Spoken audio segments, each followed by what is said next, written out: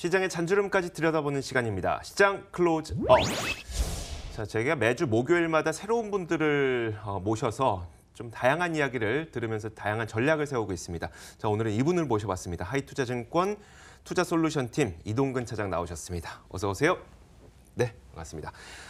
일단 그 지수에 대한 평가부터 내려보도록 할게요. 코스피 시장이 오늘은 2106 정도 선에서 움직이고 있는데 외국인들의 장기간 연속 순매수가 들어오면서 이제 2100을 이제 탈환을 하다 보니까 2100에는 안착이 됐나라는 생각이 들거든요. 어떠세요?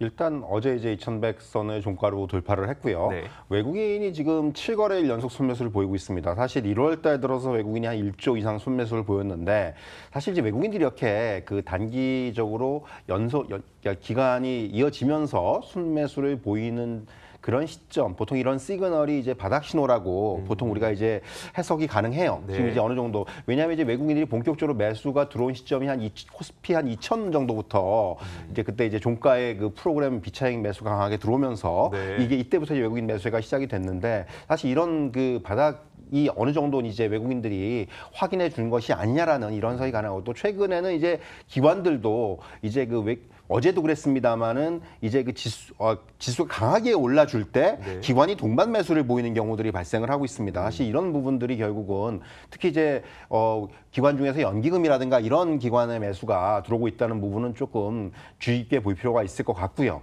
그리고 사실 기술적으로 봤을 때는 사실 지금 이제 2100이라는 선이 최근에 그 보여주고 있는 어떤 박스권의 상단입니다. 그렇기 때문에 사실은 이런 박스권의 상단이라는 부분은 단기적으로 이걸 강하게 돌파하면 물론 좋겠지만은 네. 그거보다는 일단 여기서의 어떤 차익 매물이라든가 경계 매물이 상당히 증가할 수 있는 구간이기 때문에 이러한 매물 소화 과정을 거친 후에 사실은 점진적으로 좀 박스권을 높여가는 이러한 흐름이 가장 지금 시장에서 긍정적인 흐름이 아닌가. 사실 저도 이 부분을 좀 기대를 하고 있고요. 그렇기 때문에 일단 물론 단기적으로 돌파하고 안착하는 것도 중요하겠지만은 이런 매물 소화가 있은 후에 좀 이제 점진적으로 박스권이 좀 한 단계 높아지는 이러한 흐름을 좀 기대를 해볼 수가 있을 것 같습니다. 그렇죠. 매물 소화 과정이 없으면은 나중에 올랐다가 또 떨어지는 폭이 더 큰 시장이 또 다가올 수도 있으니까요. 매물 소화 과정은 또 반드시 필요하기도 합니다.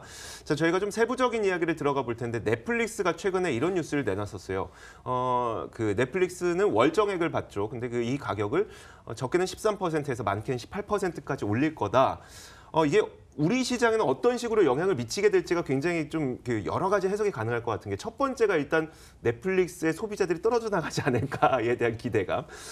그리고 반면에 뭐 이제 넷플릭스가 그 돈을 모아갖고 뭐 콘텐츠를 제작하게 되면 거기에 들어가 있는 우리 기업들이 또 수혜를 볼 수도 있을 것 같고요. 어느 쪽에 좀 나을 것 같으세요? 일단 지금 한국 시장하고는 연관이 없습니다. 한국 시장의 그 가격은 오르지 않을 거고요. 네. 일단 넷플릭스는 이게 이제 18% 올린다는 거는 사실 저도 그 뉴스를 이제 밤에 봤는데 네. 그리고 나서 굉장히 얘들이 정말 이제 한번 해보겠다는 그러한 전략을 쓰겠구나라는 생각을 내심했었어요. 왜 네. 이런 제가 말씀을 드리냐면은 사실 지금 이제 미국의 그 OTT 업계의 최근의 판도를 보면은 넷플릭스가 굉장히 앞서서 치고 나갔고 네. 굉장히 실적이 좋습니다. 그런데 그러다 보니까 아마존이라든가 애플이라든가 디즈니 같은 후발 주자들이 이 시장에 이제 본격적으로 뛰어들고 있는 거죠. 그렇기 때문에 이제는 가격 경쟁이 불가피함에도 불구하고 오히려 넷플릭스는 가격을 올렸습니다. 그만큼 자기네 컨텐츠에 대한 자신감이 있다는 얘기고요. 또한 이들 후발주자들 간의 경쟁에 대비한 재원을 확보하겠다는 그런 네. 목적으로 볼 수가 있어요. 지금 앵커께서 방금 말씀하신 이제 후자 쪽에 저는 좀 이제 포커스를 두고 싶고요. 그러니까 무슨 얘기냐면은 넷플릭스가 앞으로 자, 우리는 가격을 올리는 대신에 더 좋은 드라마를 보여줄 거고 네. 더 좋은 영화를 제작해서 보여줄 거다라는 쪽에 이제 방점이 찍히는 거죠. 사실 이번에 아카데미상 시상식 여러분들 아마 관심 있으신 분들도 있을 텐데 여기 가장 강력한 작품상 후보가 로마라는 작품인데 이게 제작이 넷플릭스입니다. 이게 극장에서 개방한 영화가 아니에요. 그 콘텐츠를 보려면 넷플릭스에 가입해야만 그렇죠. 볼 수 있는 거죠? 그런 거죠. 네. 이게 앞으로 넷플릭스의 전략은 이런 쪽이 될 겁니다. 그러니까 무슨 얘기냐면은 보다 적극적으로 컨텐츠 제작, 구매에 나설 것이고 제작은 물론 이제 자체 제작도 많이 합니다만은 결국 구매에 굉장히 그 상위에 있는 그 구매자 쪽에 속해 있는 게 우리나라 업체들이란 얘기죠. 이번에 네. 당장 넷플릭스가 이제 우리나라 이제 그 드라마 킹덤이라는 드라마를 이제 개봉을 하는데 네. 이게 이제 스튜디오 드래곤하고 이제 스튜디오 드래곤한테 제작사한테 이제 의뢰를 해서 만든 드라마예요. 사실 뭐 김은희 작가가 극본을 쓰고 굉장히 지금 기대를 하고 있어요. 넷플릭스 네. 입장에서도 이제 그렇게 넷플릭스 입장에서는 자체 제작도 하지만은 이런 식으로 그 우리나라를 비롯한 여러 그 이제 제작사를 통해서 굉장히 좋은 컨텐츠를 구매하는 데에도 엄청난 그 자본을 투자할 거란 얘기고요. 그러니까 영화를 OEM처럼 만들 수도 있다는 얘기죠. 바로 그겁니다. 지금 그러니까 우리나라 비단 스튜디오 드래곤뿐만이 아니라 네. 우리나라의 영화 제작사들 뭐 쇼박스라든가 뉴라든가 이런 회사들에도 수혜가 올 수가 있다는 얘기죠. 실제로 그런 그 제작사들이 만든 영화를 지금까지 많이 구매를 했는데 네. 앞으로는 구매 차원이 아니고 자 제작비 줄 테니까 한번 만들어서 갖고 와 봐 할 수가 그리고 그 있다는 영화는 얘기죠. 넷플릭스에서만 맞습니다. 이제 네. 그런 시스템이 앞으로는 상당히 일반화가 될 것으로 보여지고 이렇게 된다면은 우리나라 뭐 스튜디오 드래곤이라든가 제이 컨텐츠 같은 드라마 제작사뿐만이 아니라 영화 제작사들한테도 상당히 향후에는 수혜를 볼 수 있는 그런 기회가 주어질 수 있다. 이런 측면에서 우리나라 그 제작사들한테는 상당히 그런 좋은 그런 환경이 또 마련될 수가 있다. 이렇게 말씀드릴 수가 있겠습니다. 우리나라는요. 영화의 제작사와 배급사가 좀 같이 일을 하는 경향이 있잖아요. 분리되지 그렇죠. 않고. 예. 그러다 보니까 이제 배급사의 영향력 쪽에서는 좀 영향력이 떨어질 수밖에 없는 내용이거든요. 결국 그러니까 이게 어떻게 보면은 네. 일장일단이 있는 건데, 그러니까 어떻게 보면 배급사하고 지금 제작사하고 겸하는 회사 입장에서는 네. 제작 이게 넷플릭스에 의뢰가 있다면 일단 제작 쪽에 좀 집중을 해서 이걸 넷플릭스한테 이제 공급을 해주는 이런 비즈니스들이 앞으로는 상당히 이게 또 이제 협업이 될 수도 있고, 예를 들면 또 이제 우리나라는 이제 독자 배급을 하고 네네. 미국 시장엔 넷플릭스에다 걸고 이런 식의 그 플레이가 될 수도 있다는 얘기죠. 다양한 모양. 상당히 다양한 모델이 나올 수가 있기 때문에 우리나라 업체들한테는 상당히 기회가 될 수 있다. 이렇게 해석이 가능합니다. 네, 알겠습니다. 그 수혜를 가장 많이 받을 수 있는 종목들을 또 여러분들께서 직접 또 골라보시는 거 그리고 공부해 보시는 것도 재밌을 것 같습니다. 자, 이어서 수소차 관련주에 대한 이야기도 해볼 텐데 사실 수소차의 기대감이 높아지게 되면서 이게 진짜 종목이 뭐냐. 이게 물론 일단 주가가 올라가는 게 진짜 종목 아니야라고 대답하시는 분들도 있겠지만 이런 진짜 종목을 가려내는 방법도 좀 알려주셨으면 좋겠고요. 그리고 진짜 종목이긴 하나 이미 관심이 너무 많이 반영된 종목들도 어떻게 해야 되는지 전략까지 좀 말씀해 주세요. 뭐 지금 그 가장 시장에서 핫한 이슈 중에 하나가 이제 수소차 관련이 아닌가 싶고요. 계속 지금 작년에 이제 연말에 현대차가 이제 대규모의 투자 계획을 발표한 이후에 네. 정부에서도 계속 지금 뭔가 관련된 대책, 오늘도 이제 대통령이 울산에 가가지고 또 이런 얘기를 했습니다. 또 이제 수소차와 경제와 관련된 얘기를 했는데 결국 관건은 이제 충전소 인프라와 그리고 이제 수소 차량이 얼마나 빨리 상용화될 수 있느냐 여부입니다. 올해 이제 현대차가 3,000대까지 규모를 늘린다고 하는데 아직까지 3,000대는 정말 얼마 안 되는 규모거든요. 이게 네. 이제 몇만 대 수준으로 올라가야 되고 이제 우선적으로 전기차 수준까지는 빨리 이런 그 차량의 확충이 이루어져야지만이 그때부터 뭔가 본격적인 어떤 이 규모의 경제가 나타날 것으로 보여지고요. 결국 현대차 그룹을 비롯한 이런 그 메이커들의 적극적인 투자 계획하고 정부의 정책과의 시너지가 얼마나 빨리 이루어지느냐 이게 중요할 것으로 보여지고 결국 지금 종목을 고르는 데 있어가지고 제일 중요한 부분들은 정말 우리나라에서 가장 지금 수소차와 수소차에 관해서 앞서 있는 데는 현대차입니다. 그리고 현대차는 글로벌 플레이어 중에서도 일본 업체들을 제외하고는 가장 앞서 있는 업체 중에 하나입니다. 그렇기 때문에 이 현대차와 협력 관계에 있거나 또는 이제 그 부품이라든가 장비를 수주한 이런 업체 중심에 좀 관심이 필요하지 않겠는가. 저는 이쪽에 좀 포커스를 맞출 필요가 있다고 생각을 하고요.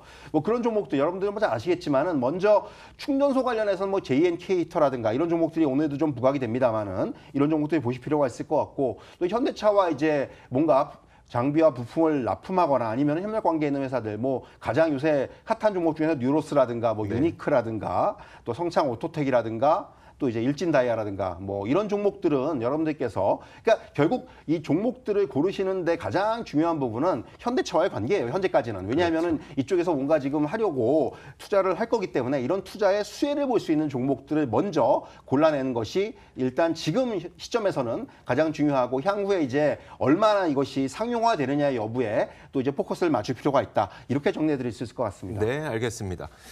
자, 이렇게 수소차까지 정리를 해봤고요. 이어서 바이오주 한번 들어가 보겠습니다. 바이오주가 뭐 다 나쁜 것 같지는 않아요. 좋은 종목들도 굉장히 많으니까요. 그런데 유독 대장주가 지금 안 좋고요. 또 많은 분들이 바이오주에 대해서는 사실 공부하기가 굉장히 힘들다 보니까 대장주 위주로 투자하셨던 분들도 굉장히 많아요. 근데 이게 굉장히 어려워진 상황이란 말이죠. 바이오주 투자자분들의 돌파구를 어떻게 찾을 수가 있을까요?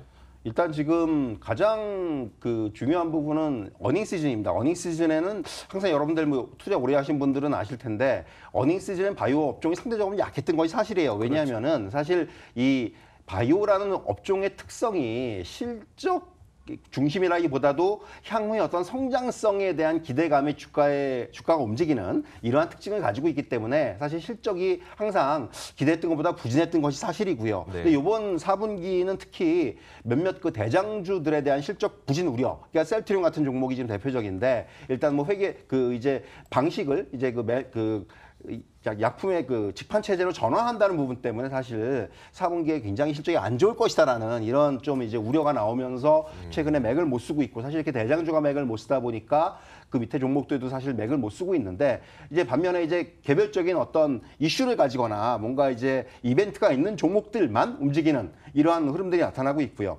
그리고 또 하나가 이제 연초에 기대를 많이 걸었던 투자자들께서 특히 바이오에 관심 있으신 분들이 기대를 많이 걸었던 게 JP모건 헬스케어 컨퍼런스입니다. 사실 근데 이 컨퍼런스 이후에 모멘텀이 좀 부재하고 있죠, 지금 사실. 네. 사실 이것 때문에 주가가 먼저 반영이 돼서 작년 말이라든가 이런 때 먼저 좀 올라왔던 종목들이 많은데 이제 이 컨퍼런스가 끝나면서 재료라든가 수급 쪽에서 공백 양상이 벌어지고 있는 이러한 상황이라고 볼 수가 있겠고요. 다만 이제 뭐 바이오가 완전히 끝났다 이런 말씀 드릴 수는 없고요. 사실 올해에도 결국 R&D 모멘텀이라든가 또 신약 개발이라든가 임상 결과 발표라든가 이런 대형 이벤트들이 있는 종목들이 많기 때문에 결국 향후에 있을 이런 신약 개발 기술 이전이라든가 임상이라든가 이런 쪽에 좀 주목한 투자 전략이 필요하지 않겠는가. 그래서 이러한 것들이 이 향후에 기대되어지는 그런 종목들 위주로 좀 종목을 압축할 필요가 있다. 이렇게 말씀드릴 수가 있을 것 같습니다. 네, 알겠습니다. 자, 마지막으로 경협주 한번 볼게요. 그 북미 정상회담, 두 번째 북미 정상회담이 이제 임박하고 있습니다. 그러다 보니까 경협주에 또 관심 갖고 계시는 분들 많은데 어떤 종목을 골라서 담는 게 가장 바람직할까요? 사실 이게 이슈가 사라질 때마다 주가가 크게 내려앉는 경험이 몇 번 있어서요. 사실 이제 어떻게 보면 경협주들은 2차 북미 정상회담의 성사 가능성이 높아지면서 전반적인 강세 흐름이 나타났고 그 안에서 이제 좀 순환매가 나타나는 뭐 네. 하루는 농업 관련주들이 오르다가 또 철도 관련주들이 오르고 이런 식의 흐름이 나타나고 있는데 제가 살 땐 항상 떨어질 때고요. 결국 이게 어떤 사업의 중요도라든가 또는 네. 우선순위 이런 부분들에 의해서 영향을 좀 받는 측면이 있고요. 근데 결국은 가장 중요한 부분은 역시 이제 북미 정상회담이 하는 이런 일련의 스케줄도 중요하지만은 가장 중요한 거는 대북 제재에서의 어떤 해제라든가 또 이제 예외 조항이라든가 이런 거를 어느 쪽에서 받아가지고 그쪽에 투자가 먼저 들어갈 수가 있느냐 이 부분이 가장 중요할 것으로 보여지고 그러다 보니까 최근에 무슨 뭐 이제 의약품 관련주라든가 또 이제 농업 관련주라든가 이런 쪽이 주목을 받는 이유가 이런 쪽이 아무래도 좀 예외가 먼저 되지 않겠느냐 그리고 그렇죠. 이런 쪽은 지금 뭐 실질적으로 미국 그 주요 기업들하고 이미 미팅이 진행 중이다라는 뭐 얘기도 일부 나왔던 적이 있었고 이런 부분이 역시 이제 이런 걸 미루어 볼 때 어느 쪽이 투자가 먼저 되느냐가 우선 이제 그 종목에 투자하고도 우선순위하고도 밀접한 관계가 있다고 볼 수가 있겠고요. 여러분들께서 이렇게 일반 투자자들께서 투자하시기 역시 좋은 종목들은 현대그룹주를 비롯한 이런 핵심주들입니다. 이런 종목들이 아무래도 상대적으로 리스크가 적은 편이고 그리고 일단 또 움직일 때는 같이 움직여주기 때문에 이런 현대그룹주에 조금 더 여러분들께서는 포커스를 맞추는 것도 하나의 좋은 투자 방법이다. 이렇게 설명드릴 수가 있겠습니다. 이슈에 따라서 매일매일 트레이딩 가능하신 분들은 뭐 말씀하셨던 농업, 이거 막 순환매까지 이용하실 수 있겠지만 그게 좀 어렵다 싶으신 분들은 말씀하셨던 것처럼 핵심주 위주로 접근하셨으면 좋겠습니다. 자, 마지막으로 이제 총 정리를 해보도록 할게요. 지금까지는 이슈별로 관심을 가질 수 있을 만한 종목들을 꼽아봤다면 이 시장을 전체적으로 전략을 세워주시면요. 일단 지금 시장은 그동안 좀 악재로 작용했던 요인들, 뭐 미중 무역 분쟁이라든가 또 이제 미국 연준의 어떤 금리에 대한 스탠스라든가 또 이제 외국인의 어떤 수급이라든가 이런 부분들이 이제 서서히 좀 오히려 안정적인 그런 요인들로 전환이 되고 있는 국면이라고 생각을 합니다. 일단 미중 무역 협상 시작했고 또 이제 연준도 좀 스탠스가 변하고 있고 외국인은 매수가 들어오고 있고 사실 그렇지만 지금 뭐 그렇다고 해가지고 시장이 여기서 뭐 지수에 대해서 무한한 기대를 걸기에는 아직 어려운 상황이에요.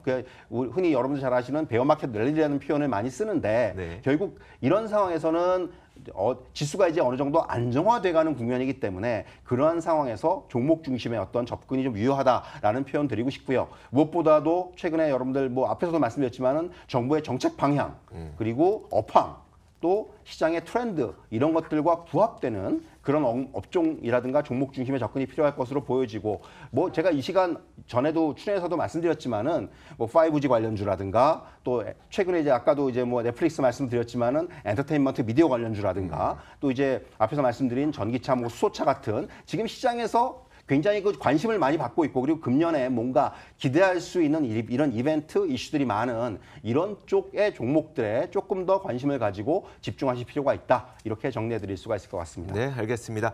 자, 오늘 시장 클로즈업은 하이투자증권 투자솔루션팀 이동근 차장과 함께 이야기 나눠봤고요. 저희 탐난 주식 2PM도 여기서 인사드리겠습니다. 자, 오늘도 시청해 주신 여러분 고맙습니다.